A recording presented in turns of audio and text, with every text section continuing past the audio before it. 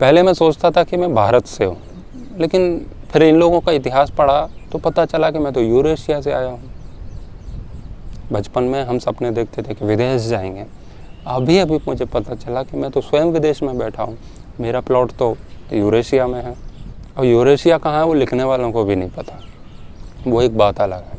क्या इतिहास लिखा इन्होंने? ब्राह्मण घोड़े पर आए, हाथ में तलवार लेकर के, और यहाँ के मूल निवासियों और दलितों का संहार किया और यहाँ के सम्राट बन बैठे।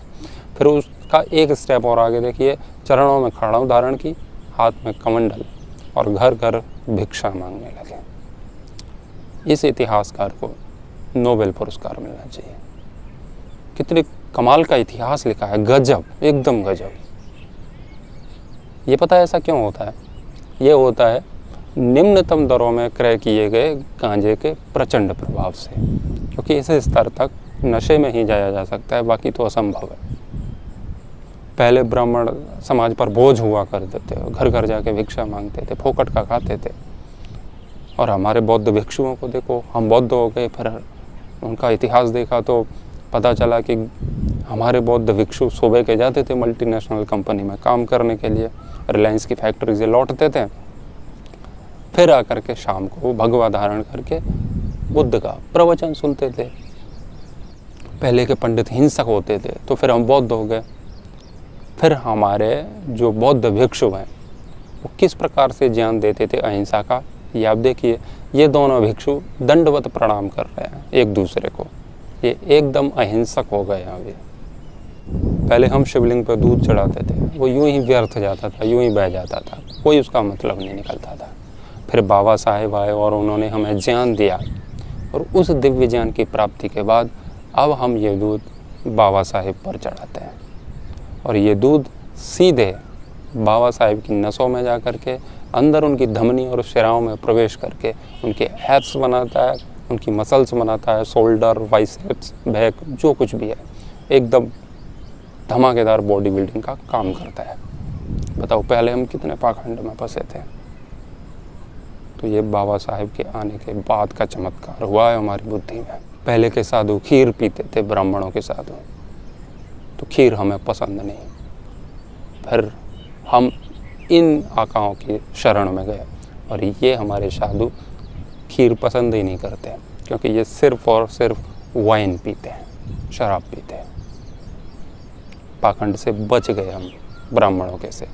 वो आते तो हमसे खीर मांगते, ये खीर तो घर में बनती है, वाइन घर में बनाने की आवश्यकता नहीं, नगद कैश दो, ये वहाँ से लेके वाइन पी लेते हैं और एकदम अहिंसक हो जाते हैं। पहले ब्राह्मण हमें लूटते थे, क्योंकि उस पैसे से उनको करोड़पति होना था।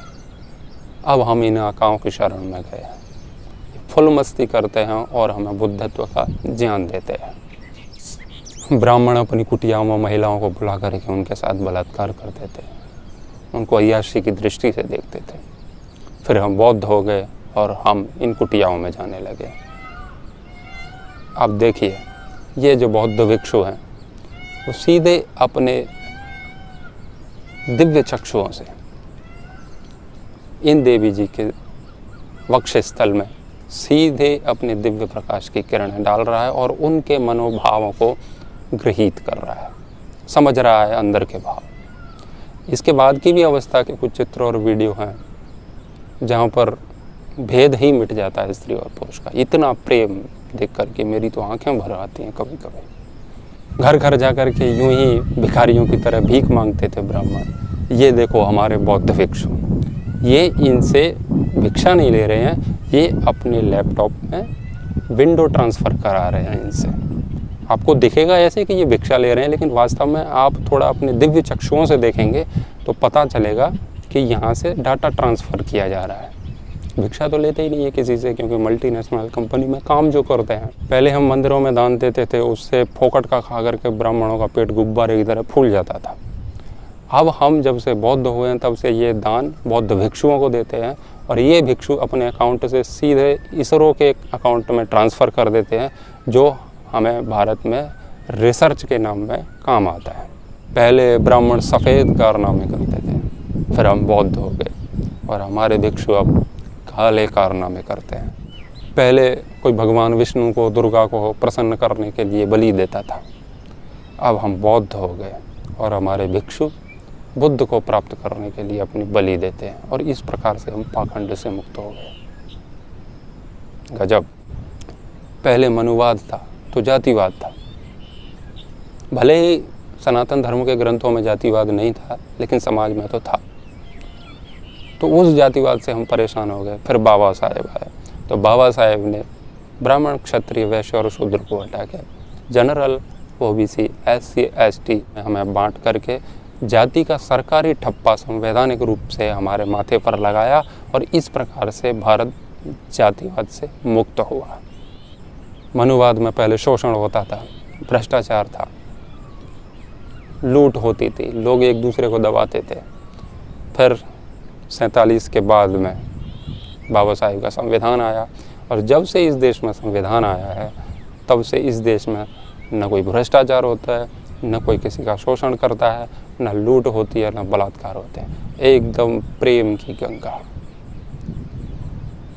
तो ये राम युग आ गया ना, राम युग नहीं, बुद्ध युग आ गया है एकदम से। देखो कितनी शांति है यहाँ पर, भ्रष्टाचार का तो नामो निशान नहीं है। ये बाबा साहेब के संविधान की देन है। पहले हम ब्राह्मणों को सुनते थे, वो अतार्किक अवैज्ञानिक बातें कहते थे बिना तथ्य के। अब हम वामन मेश्राम को सुनते हैं, जो कहता है कि आर्य बाहर से आए, लेकिन अभी इसका ठोस प्रमाण नहीं है हमारे पास, लेकिन आर्य बाहर से आई है मुझे पक्का पता है। वामन मेश्राम ऐसे कहता है। वो कहता है कि ब्राह्मण के ऋग्वेद में लिखा है कि हे ब्राह्मणों, तुम दलितों की औरतों को लेकर के फरार हो जाओ, भाग जाओ। ये ऋग्वेद में लिखा है, मैंने देखा है ब्राह्मण का ऋग्वेद। अब उसमें कहाँ लिखा है मुझे अभी ठीक से याद नहीं आ रहा, मुझे पता नहीं कि कहाँ लिखा है, लेकिन लिखा है। ये वामन मेश्राम बोलता है। तो पहले के अतार्किक ब्राह्मणों को छोड़ करके अब इस महामानव के प्रवचन सुनते हैं, जो पूर्णतः तथ्यों की कसौटी पर खरे उतरते हैं। तो सीधी सी बात यह है कि मैं किसी भी प्रकार के पाखंड का समर्थन नहीं करता, चाहे वो ब्राह्मण का हो चाहे किसी का भी हो, कोई फर्क नहीं पड़ता। पाखंड हर स्थिति में पाखंड है। लेकिन तुम पहले किसके गुलाम थे ये तुम मानते हो कि ब्राह्मणों के गुलाम थे, तो तुम आज भी वामन मेश्राम जैसे लोगों के गुलाम हो। ये बुद्ध के नाम पर नौटंकी फैला रहे हैं समाज में। बुद्ध से इनका कोई लेना देना नहीं है। खूब मांस खाते हैं, धड़ल्ले से ऐश करते हैं, मौज करते हैं, बुद्ध का नाम लेते हैं। तो राजनैतिक बौद्ध हैं ये। ब्राह्मणों ने दलितों का शोषण किया, इसमें कोई संशय नहीं है, लेकिन उससे भी अधिक शोषण आज आप लोगों का तुम्हारे नेता कर रहे हैं, वामन मेश्राम जैसे लोग। जय भीम, जय मीम, मुसलमान हमारा भाई है, ब्राह्मण साला कसाई है, ये नारे लगाते हैं। लेकिन ध्यान रहे, अब्दुल को पहले बकरे से प्रेम था, और वो बकरा आज इस संसार से विदा हो चुका है। अब अब्दुल को तुमसे प्रेम है। भगवान तुम्हारी रक्षा करे।